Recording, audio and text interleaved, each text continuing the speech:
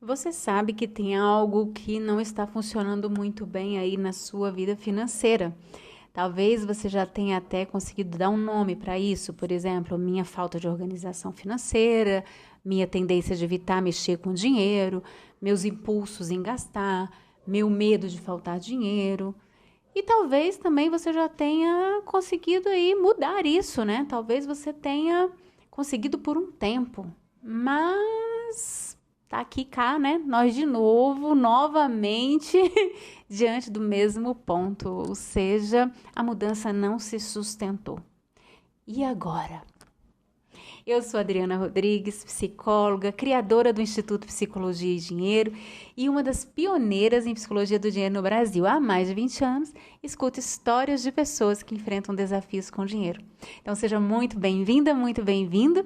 Esse é um espaço para nos reconectarmos com nós mesmos e com a vida a partir de reflexões sobre a nossa relação com o dinheiro. Tudo com calma e sem pressa, para que essas ideias possam ir aí se assentando, sedimentando aos poucos. Esse é o nosso sexto e último áudio. Se você ainda não ouviu os anteriores, olha só, eu recomendo pra caramba, viu? Então, clica ali no link que está na descrição desse grupo. Essa série também é um aquecimento para o PAF, o Programa Autodescoberta Financeira, que começa nesse sábado agora, dia 29 de março. E no finalzinho desse áudio eu vou te explicar um pouquinho mais sobre esse programa. Mas bora lá conversar um pouquinho sobre a reflexão de hoje, não é não? Muitas vezes a gente escuta, né? Eu sei qual é o problema, só não consigo sair dele. Isso é bem comum da gente dizer e da gente ouvir, não é não? Eu acho, não tenho certeza, né, que essa é uma dor honesta, sabe? É uma dor, né, quando a gente diz, eu sei qual é o problema, só não consigo sair disso, isso está expressando uma dor. E uma dor que é honesta, uma dor que não vem da ignorância, mas vem da lucidez, da clareza de que existe essa realidade. Quando eu escuto isso, principalmente o eu não consigo, eu penso três possíveis significados para ele. Um é um pedido de ajuda. É como se a pessoa dissesse, eu não consigo, mas eu quero mudar, eu só preciso de ajuda. Outro significado é assim, ó, como se fosse uma desistência meio que silenciosa, como se dissesse, eu não consigo, eu já tentei e eu desisto, né? Tudo que eu tentei, nada deu certo. Então, só me resta desistir, jogar a toalha. E um terceiro significado é uma justificativa bem dolorosa, sabe? Porque eu não consigo, porque tem muita coisa envolvida nisso aqui. É um sentimento de impotência, sabe? Eu não consigo porque não tem jeito. Nada que eu faça aqui vai poder mudar porque são muitos elementos, né?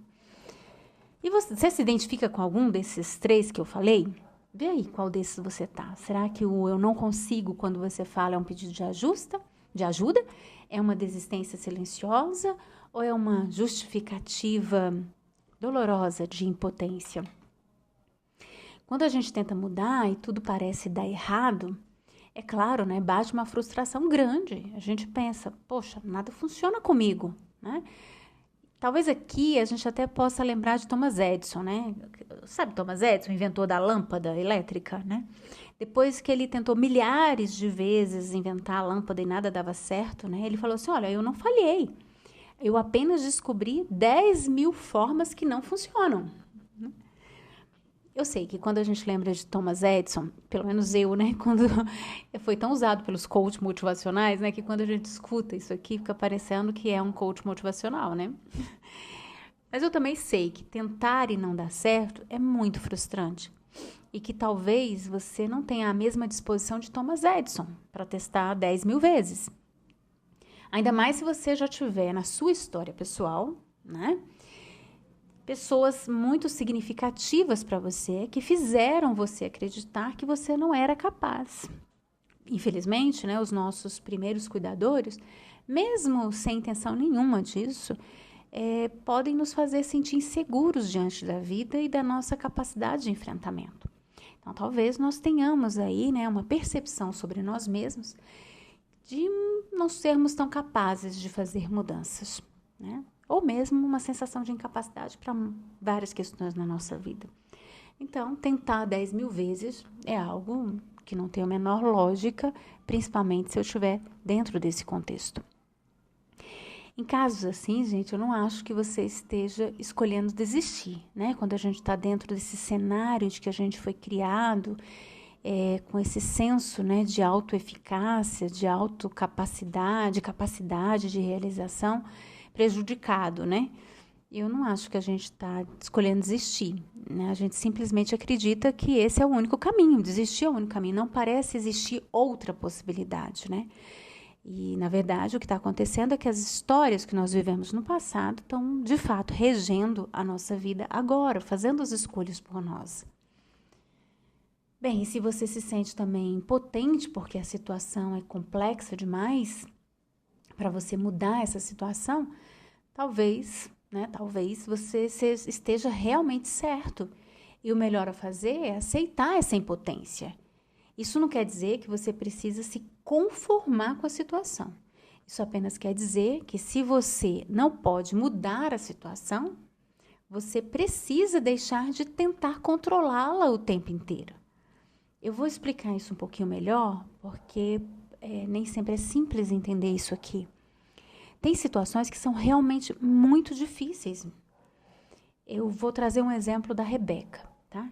Ela é muito esforçada, trabalha muito, sonha em organizar a sua vida financeira. O sonho dela é esse, organizar a vida financeira dela. E ela tem total condição para isso, só que todo mês o dinheiro escorre como se fosse um ralo, sabe? Invisível. E porque ela precisa socorrer a mãe dela, que vive sempre em apuros financeiros. A mãe gasta demais, estoura o cartão, estoura o orçamento, atrasa contas. E Rebeca, por amor e por responsabilidade, paga as contas, porque ela não quer ver a mãe dela ser despejada. Rebeca já tentou conversar com a mãe, já tentou colocar limites, mas nada parece funcionar. Ela se sente enxugando gelo. E aí vem aquela pergunta, né, cruel, né? Mas como é que a gente não vai ajudar a própria mãe? Gente, o sonho de Rebeca era simples, é conseguir cuidar da própria vida com tranquilidade, sem culpa. Mas isso não estava acontecendo. Sim, Rebeca é impotente diante do comportamento da mãe. E enquanto o foco da Rebeca for mudar o outro, ou seja, nesse caso a mãe dela, ela ficará fadada à frustração.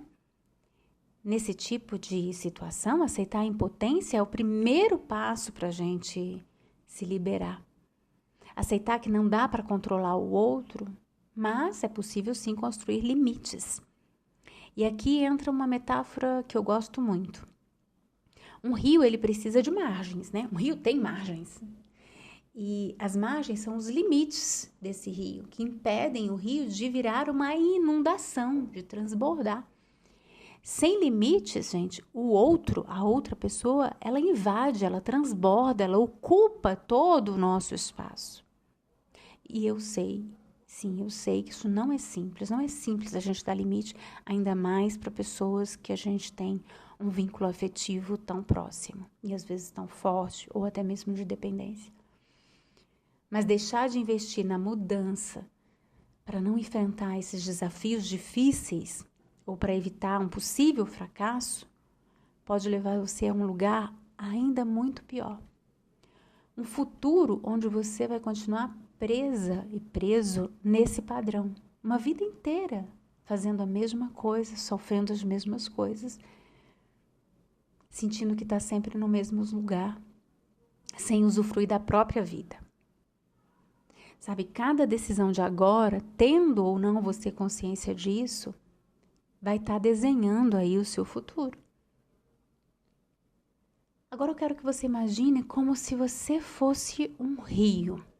Vamos voltar para a metáfora do rio, né? Você agora é esse rio. E o destino natural de um rio, gente, qual é? É o oceano.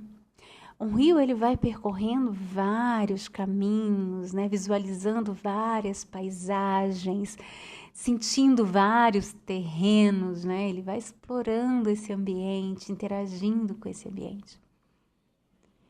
Mas se você foi represado, se esse rio for represado, ele não vai poder chegar ao oceano. Ele não vai poder experimentar todas essas paisagens. Se você é esse rio, mas você foi represado pelo medo, pelas histórias familiares, pelas dores do passado.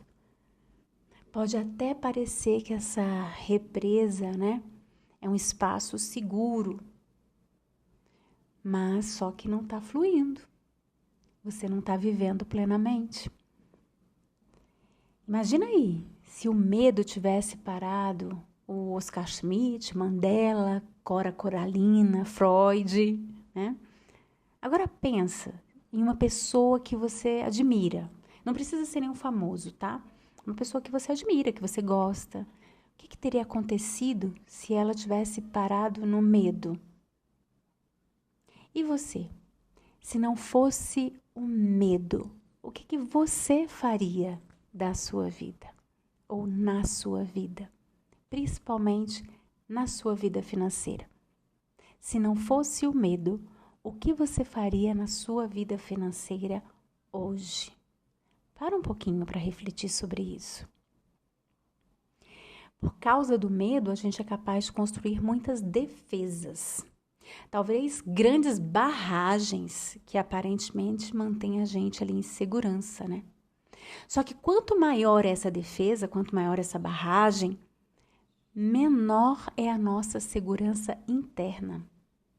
Porque a segurança interna, ela só cresce, gente, se ela for vista, se ela for acolhida com generosidade, se ela for encorajada, né, também com generosidade, a enfrentar aí os desafios, né, as situações desafiadoras, enfrentar aos pouquinhos, sabe? Um passinho de cada vez, passinhos pequenos primeiro. Afinal, ninguém levanta 60 quilos de uma vez sem antes ter treinado com 4 quilos, não é não? E na vida financeira, o mesmo vale. Não é realista querer mudar tudo de uma vez. Então, a gente precisa começar com gestos simples, como fazer uma pequena reserva, uma reserva simbólica. Dar uma pausa quando o impulso de comprar surge ali, dizer um não posso agora para alguém que a gente quer muito bem. Esses são como levantar os primeiros 4 quilos, né? São pequenos passos que constroem a coragem. Coragem alimenta a autoconfiança e a autoconfiança transforma. E você não precisa fazer a mudança sozinho. Tem esse fator também que é muito importante. Muitas pessoas acreditam que estão sozinhas, que temos que dar conta de tudo sozinho, né? Que não podemos contar com ninguém. Eu já pensei assim. Isso não é verdade. Mesmo que agora isso pareça ser uma verdade para você. Às vezes, gente, esse apoio vem de uma pessoa muito próxima, que a gente pode contar com ela, uma pessoa da nossa confiança. Outras vezes é importante contar com um espaço profissional, um espaço seguro, preparado para te acompanhar no caminho da mudança. E foi pensando nisso, gente, que eu criei o PAF, para ser esse espaço, sabe? Esse espaço profissional, seguro, preparado, para acompanhar as pessoas que precisam e que querem, né, ter um acompanhamento no processo de mudança, porque eu sei como ela é difícil. Eu sei como por vezes pode ser doloroso, desafiador, né? Então, o PAF ele é um programa de 3 meses que foi desenhado justamente para ajudar cada um a identificar aquilo que precisa ser mudado, traçar também um caminho de mudança que é possível e sustentável, ou seja, que a gente não fique nesse looping, né? Eu mudo, daqui a pouco eu tô repetindo a mesma coisa, eu mudo, daqui a pouco... Eu lembro de uma aluna do PAF que ela falava isso, né? Nossa, eu cansei dessa história, né? De ganha, perde, fica rico, fica pobre, fica rico, fica pobre. Não, eu quero uma coisa que seja estável, que seja sustentável a minha mudança, que seja perene, né? Bem, eu vou ser a facilitadora, né? No PAF, e ao longo de todo o processo. No PAF, você vai ter a oportunidade de mudar a sua relação com o dinheiro, é para isso que ele foi construído, para você mudar. É um espaço sem julgamento, altamente capacitado, né? E o programa está fundamentado em 3 pilares. Um é um ambiente qualificado, seguro, um espaço de acolhimento, escuta e cuidado. Eu estou repetindo isso aqui porque isso é básico, isso é base do programa. E sem a gente estar nesse lugar seguro, a mudança não vai acontecer, porque nós não temos condição de fazer mudanças e de aprendizado se nós estamos ligados no modo sobrevivência, ou seja, lutando, brigando o tempo inteiro. A gente precisa ter um lugar que a gente se sinta confortável para fazer o processo de mudança. O outro pilar do PAF é a compreensão teórica, né? Então, vocês vão ter aulas de psicoeducação, que a gente chama, né, na linguagem mais técnica da psicologia, com base sólida em teorias da psicologia, principalmente na psicologia do dinheiro, mas não só na psicologia do dinheiro. Nós também vamos ter uma autoinvestigação vivencial, porque a mudança verdadeira começa de dentro da gente, né? E como é que esse programa vai funcionar? São 12 semanas, e durante as 12 semanas você vai ter acesso a aulas gravadas, nós vamos liberar semanalmente um bloco de aulas gravadas, encontros ao vivo, que são quinzenais, para a gente aprofundar os temas. Também vamos ter um caderno de exercício com mais de 120 páginas, gente. Esse caderno de exercício, cada semana a gente vai pedir para vocês fazerem um número X de exercício que dá destinado para aquela semana, que vai ajudar você ali a fortalecer aquilo que você está aprendendo, a investigar um pouquinho mais o que está dentro de você, a organizar as ideias e já começar também a traçar alguns passos importantes. Você também vai receber um e-book completo sobre o que eu chamo orçamento terapêutico. O que é isso? É a gente poder agora passar por um processo de dessensibilização em relação ao orçamento. Eu me aproximar daquilo que às vezes eu estou fugindo há tanto tempo, ou que eu não consigo tornar aquilo algo viável para mim, ou que eu não consigo tornar aquilo uma coisa recorrente na minha vida. Então, nós vamos observar como a gente lida com o orçamento e vamos aprender muito de autoconhecimento, aprender muito sobre nós mesmos olhando para o orçamento. Então, aqui nós vamos fazer um passo a passo para que você consiga lidar com os números de uma forma mais leve. Você também vai receber um diário financeiro, porque nós vamos trabalhar também com a escrita terapêutica. Vai ter acompanhamento e suporte tanto na plataforma do aluno como por grupo no WhatsApp. E a minha presença como facilitador em toda a sua jornada, por isso que o PAF não é um curso, ele é um programa. Ele é composto de vários elementos. E esse programa ele é dividido em 3 grandes momentos. Primeiro, nós vamos cuidar da base emocional, você vai aprender a lidar com as emoções e sensações que costumam surgir quando você lida com dinheiro. Depois, nós vamos aprofundar nas raízes do comportamento financeiro, então você vai entender aí os seus padrões, que estão sempre se repetindo, as suas histórias, crenças, medos, heranças invisíveis, né, que você aí herdou. E, por fim, nós vamos entrar no campo da gestão financeira para que você possa se aproximar dos números, como eu disse, de uma forma assistida, vencendo qualquer receio, tornar o contato com os números, planilhas, decisões e organização algo possível, leve e mais natural para você. Então, é a psicologia te ajudando, te apoiando a chegar mais perto dos números, né? Sem ansiedade, sem congelamento, sem aversão, sem fuga. Então, gente, é isso. Você não precisa estar pronto para tudo. Você só precisa estar disposto a dar o primeiro passo. A mudança não acontece de uma vez, a gente sabe disso, mas começa quando a gente escolhe sair do lugar em que a gente está e abrir espaço para algo novo. E o PAF está aqui para te acompanhar nesse início e eu tenho um prazer imenso de dizer que o PAF foi criado de uma forma, nasceu de uma forma extremamente carinhosa e muito comprometida para poder te ajudar nesse passo a passo. Um espaço de muito acolhimento, estrutura e direção. Se algo em você sentiu que é a hora, eu estarei por aqui, com todo cuidado, esperando para essa travessia. O PAF já começa agora, neste sábado, dia 29 de março. E para você conhecer melhor o programa, é só acessar o link que já está aqui na descrição. E se surgir qualquer dúvida, estaremos por perto para te ajudar. É só chamar. Eu quero agradecer muito vocês por terem nos acompanhado ao longo desses 6 áudios. Foi um prazer muito grande para mim poder trazer essas reflexões e eu espero, fundo do coração, que vocês também tenham usufruído dessas reflexões, que elas possam ter sido úteis para você, para o seu dia a dia e para que você tenha uma vida cada vez melhor, mais leve, mais fluida. Nada de represar o nosso rio, mas que a gente possa percorrer caminhos lindos até chegarmos ao oceano. Um grande abraço para você.